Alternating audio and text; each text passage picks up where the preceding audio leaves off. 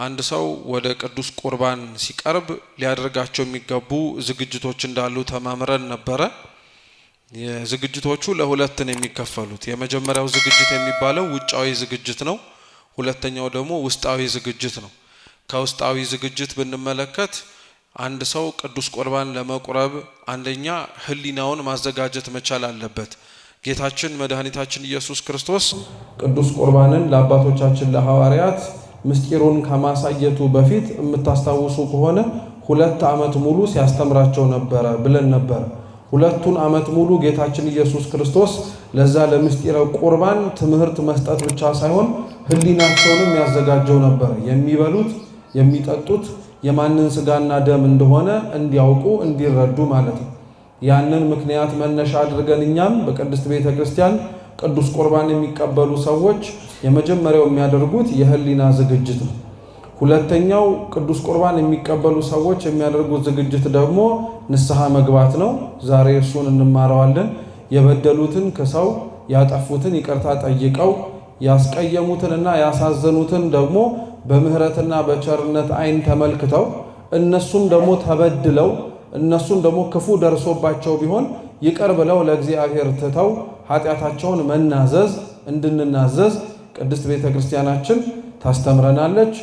ሶስተኛው ንስሐ መግባት ብቻ ሳይሆን ደግሞ ለንስሐው ተገቢ የሆነውን ለነፍሳችን እረፍት ለምንቀበለው ቅዱስ ምስጢር መዘጋጃ እንዲሆነን የሚሰጠንን ደግሞ ቀኖና መጨረስ ይጠበቅበታል። አንድ ሰው አዳጋች የሆነ ከአቅም በላይ የሆነ ከልክ በላይ የሞትና የህይወት ጉዳይ ካልሆነ በቀር አንድ ሰው ቀኖናውን ሳይጨርስ ከምስጢራት እንዲሳተፍ ቅድስት ቤተ ክርስቲያን አትፈቅድም። ከልክ በላይ ነገር ግን ከተፈጥሮ ስርዓት ውጪ የሆኑ በጣም አጣብቂኞች በጣም የሞትና የህይወት ጉዳይ ከሆነ ግን የሰው ነፍስ ድህነት ይበልጣልና አባቶቻችን ካህናት ተማክረውበት ጉዳዩን ግራቀኙን በደንብ አድርገው ተመልክተውበት ያን ሰው ወደ ምስጢር ሊሳተፍ ሊያደርጉት ይችላሉ። እሱም በሞትና በህይወት ምን ሲሆን ያልኳችሁ መካከል ነው እንጂ ትንሽ ጉንፋን ትንሽ የሆነ ነገር ያዝ ሲያደርገው ለማለት አይደለም። ግልጽ ነው፣ ገብቷችኋል? ስለዚህ ቀኖናውን መጨረስ ይጠበቅበታል ማለት ነው። ከዚህ ውጪ ያሉት ዝግጅቶች ግን ሰው ወይንም ደግሞ ቅዱስ ቁርባን ሊቀበል የተዘጋጀው ሰው የሚያደርጋቸው ናቸው። ለምሳሌ ከ15 እስከ 18 ሰዓት እንደየአቅሙ በዚህ ሰዓት ልክ ግን እንዲጾም ይገደዳል። ምናልባት በሽታ ያለበት ሊባል ይችላል። በእህል ለመቆየት የሚያዳግት የጤና እክል ያለበት ሰው ካለ ይህ በምክረ ካህን ሊታገዝና ሊፈታ ይችላል እንጂ ችግር የለም አይባልም። እየሰማችሁ ነው? አንዳንድ ሰው እንትን ያለበት ሲባል አይ እነሱ እንኳን ስላመማቸው ችግር የለም ይላል። እኛ ችግር የለምም ችግር አለበትም ማለት ላንችል እንችላለን። እንዲህ አይነት ችግር ያለባቸውን ሰው ግን ከምክረ ካህን ጋር ወይም ከነፍስ አባቶቻቸው ጋር እንዲመካከሩ ማድረግ ተገቢው ነው። ግን ስርዓቱ የሚያዘው ከ15 እስከ 18 ሰዓት እንዲቆዩ ይደረጋል። ይህም የሚደረግበት ምክንያት ምንድነው? ጌታችን ኢየሱስ ክርስቶስ ከተያዘባት ከሐሙስ ምሽት እስከ አርብ መከራውን የተቀበለባቸውን ሰዓታቶች ብትቆጥሯቸው 18 ሰዓታት ናቸው። ጌታችን ከውሃ ከምግብ ከመብል ከመጠጥ ተከልክሎ ስለኛ ሲል በራበውና እህል ባልበላ አንጀቱ የተቀበለውን መከራ ስለምናስታውሰው ቅዱስ ቁርባን ልንቀበል ስንል በእነዚህ ሰዓታት እንድንጾም ይደረጋል። ከዛ ውጪ ሙሉ በሙሉ ስርዓተ ቅዳሴውን መሳተፍ ይጠበቅበታል አንድ ሰው። ስለዚህ ለዛም ቅድመ ዝግጅት ነውና ቀድሞ ወደ ቅድስት ቤተ ክርስቲያን መምጣት ይጠበቅበታል። ከዛ ውጪ ንጹህ የሆነ ልብስ መልበስ ይጠበቅበታል። ቢችል ሙሉ በሙሉ ነጭ ልብስ እንዲያደርግ ይገደዳል። ነጭ ልብስ ከሌለው የሰው ቅዱስ ቁርባን አይቀበልም እንዴ ቢባል ቢያንስ ንጹህ የሆነ ልብስ ግን ማድረግ ይጠበቅበታል።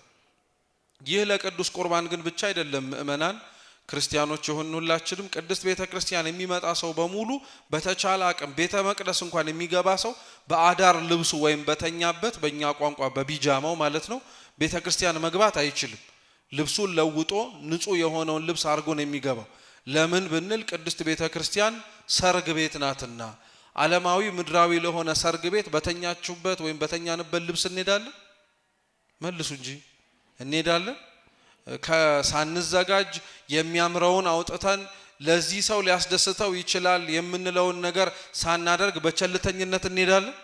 አንሄድም። ስለዚህ የክርስቶስን ቤት ሰርግ ቤት ነው። መጽሐፈ ቅዳሴያችን ላይ ምን ብሎ ይናገራል? ሙሽራው ሆኖ በሰርጉ ቀን ጠርቶ የራሱን ስጋ የሚያበላ ሙሽራ ከየት ታይቶ ይታወቃል ይላል። ክርስቶስ ሙሽራ ተብሎ ይጠራል። ቅድስት ቤተክርስቲያን ደግሞ ሰርግ ቤት ትባላለች። እንደ ሰርግ ቤትነቷ ደግሞ ቅድስት ቤተክርስቲያን ንጹህ የሆነው ያማረው ያላደረው ያልተለበሰው ንጹህ የሆነ ልብስ አድርጎ እንዲመጣ ወደ ቅዱስ ቁርባን ዝግጅት እንዲቀርብ ይደረጋል። ከዛ ውጪ ሙሉ በሙሉ ሥርዓተ ቅዳሴውን መካፈል ይጠበቅበታል። ሥርዓተ ቅዳሴውን ተካፍሎ ከዛም በኋላ ቅዱስ ቁርባኑን እንዲቀበል ይደረጋል ማለት ነው። እየሰማችሁ ነው? እነዚህ አንድ ሰው ቅድመ ቅዱስ ቁርባን ቢያንስ እንኳን እንዲያሟላቸውና እንዲዘጋጅባቸው የሚመከሩ የቤተ ክርስቲያናችን ሥርዓቶች ናቸው ማለት ነው። ይሄ ሕፃናትንም ጭምር ያካትታል።